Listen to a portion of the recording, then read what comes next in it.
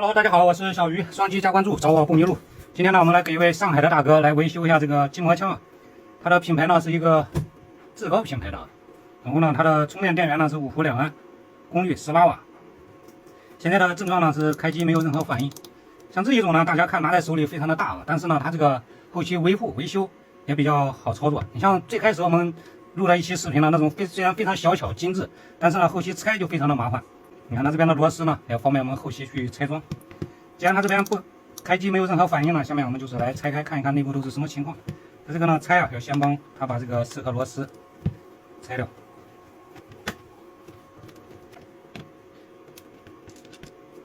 这边的螺丝我们就拆掉了，这边还有一颗螺丝，这样一扭是不是它就开了？这边呢现在就是没有反应。它这边的电池呢，我们走这边是拆不掉的。这个呢就是它的一个开关跟它的一个充电线接口。它这个电池呢应该是在这个底部拆解的。下面呢我们帮它把这个底部的这个标签给它撕下来。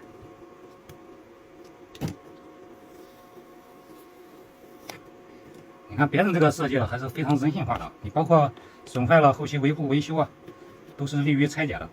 像之前那个呢，你如果不拆，轻轻的拆吧，它拆不掉；暴力拆吧，后期可能壳呀等等一系列的都会出现故障。你看这样呢，这个电池就在这里了，我们帮它取出来。这个时候啊，我们来测量一下这个电池的电压，看看它正不正常啊。第一串呢4.0，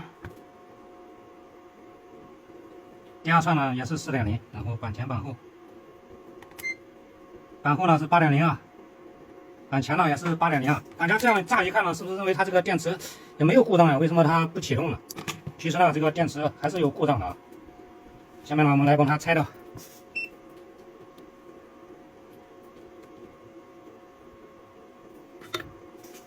之所以不转呢，它这个问题啊，就是出在了这个电池上。所以说呢，有的朋友可能自己检修，发现这个电池都有电呀，板前板后电压都一样。实际上，它这个电池可能就是一个虚电。本来呢，它这个电池质量就非常差了，是没有任何标识标注的。其次呢，容量可能也是比较小的。所以说呢，我们在使用的过程中啊，它就会出现这种不转，或者说呢不能充电、不耐用的这种情况啊。像这种小家电啊，比如说像这个筋膜枪啊、什么手电筒啊，还有一些什么蓝牙音箱啊，一般它这个内部原厂配的电池基本上都是这一种啊，它不会给你弄得太好，除非呢那个品牌非常的大。但是品牌大了呢，它这个价格啊，买这一个机器的价格还是相当高的啊。所以说呢，一分钱一分货是吧？这个东西都是有史以来的一个定律啊。下面呢，我们就是找2节大容量的电池来帮它把这个进行一个重组，然后给它进行一个修复。最后呢，看我们给它装的电池能不能成功的启动这个机器啊。好了，下面呢，我们就给它用这种 LG 也是口碑比较好、用的也比较多的一款这个电池啊。它的单节容量呢是2500毫安，像它这一种呢，可能实际容量只有几百毫安啊。后期它想达到一个耐用的程度呢，是几乎是不太现实的。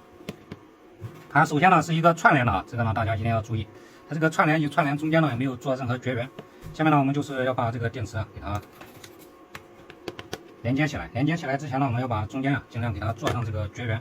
这边呢我们给它再贴上一层这个高温胶带，让它电池与电池之间隔离开啊，才能大大提高它的使用安全。这样再帮它进行一个串联。下面呢，我们就是帮它串联起来，一定要把这一面朝着这个电池啊，这样帮它连接起来。其次呢，就是连接这一边。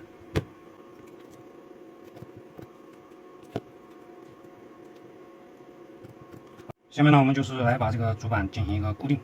好了，这个电池呢连接好以后，就是一个这个样的啊。下步呢，我们要帮它把这个主板进行一个固定。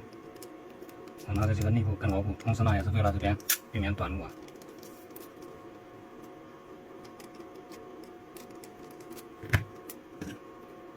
这边呢给它贴上这个小圆片，绝缘一定要做好。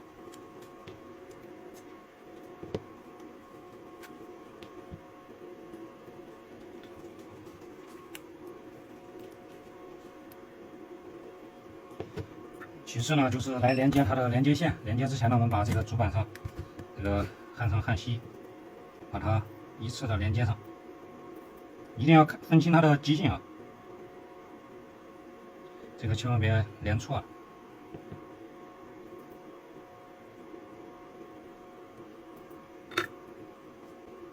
最后呢，我们再用这个胶带让它进行一个固定。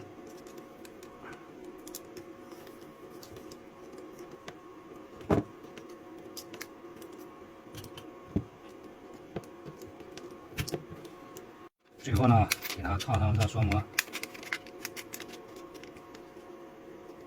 加了。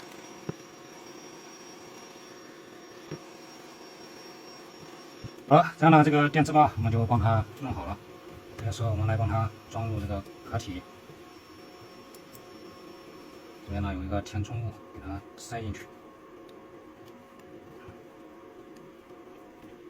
这个时候我们帮它插上。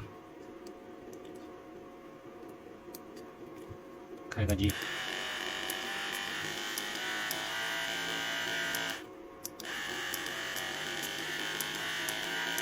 是不是？这样呢就已经正常了。那这个时候呢，可能很多朋友啊看这个电池也是一个正常的啊。你看我们量，它也是一个有电压的，是不是？那为什么装上它就不行了？其实啊，它这个电池已经没有容量了。其次呢，它的内阻啊应该也非常大了。下面呢，我们来给大家来测试一下。这个时候呢，我们来测一下它这个内阻。 大家看，它这个电压呢是正常的，它这个0.316，实际上它已经是一个无限大的一个内阻了。正常的电池呢，不会说它的内阻是0点几毫欧的一个电池，它这个呢几乎已经达到了，应该正常来说呢，应该达到了200毫欧左右的一个电池，属于一个报废电池了。之所以我们去测量呢，它是有电压的，实际上它已经是一个报废电池了，内阻已经非常大了。 刚才呢，我也给它拿到了一个这个台式的内阻仪上进行了一个测试，它的内阻呢是204，说明呢这个电池就是一个报废电池啊，两节都是。这就是为什么装在这个机器上没有任何反应不充电的主要原因。你说这种电池它能耐用吗？能好用吗？肯定是不现实的啊。这个时候呢，我们找一个这种 DC 插头的这样的线来给它充一下电，看充电正不正常。大家看，插上了充电也是正常的，正在逐渐的升高。今天它的充电电流呢是一个2.5安了。 它这个充电啊，并不是像它这个标签标的一样啊，充电电源是5伏2安的。它这个实际充电是一个8.4伏的一个充电器啊，所以说呢，它这边标的纯属是扯淡的。你如果弄个5伏2安的去给它充电，你充1夜它都充不满了。所以说呢，它这种接口呢就是一个8.4伏的一个充电电压。因为呢，最开始我也给它进行了一个测试，5伏根本没有充电电流啊，只有8.4伏它这边才有充电电流。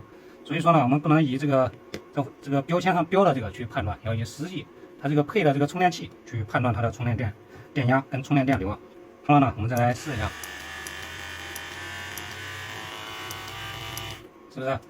既然呢这边已经恢复正常了，下一步我们就是来帮它恢复啊。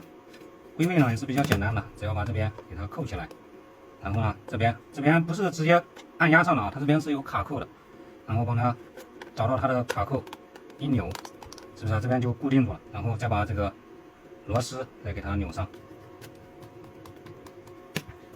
其次呢，就是固定这边的螺丝。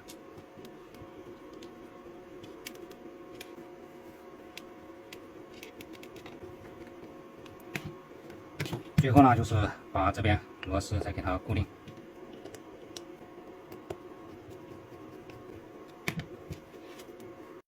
好了，这边所有的螺丝呢，我们就给它装上了。最后呢，再把这个有点糊弄人的这个标贴啊，再给它贴上了。